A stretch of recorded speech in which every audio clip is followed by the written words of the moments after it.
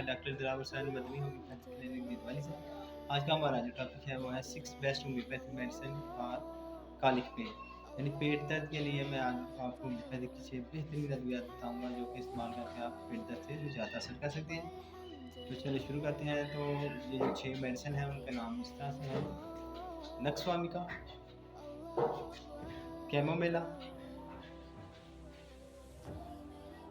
कालोसिंथेस, Dioscorea, magnesia फास और पुलंगम। ये 6 अद्वियात हैं जो कि आप इस्तेमाल करके तो पेट की दर्द से यानी कॉलिक पेन से निजात हासिल कर सकते हैं।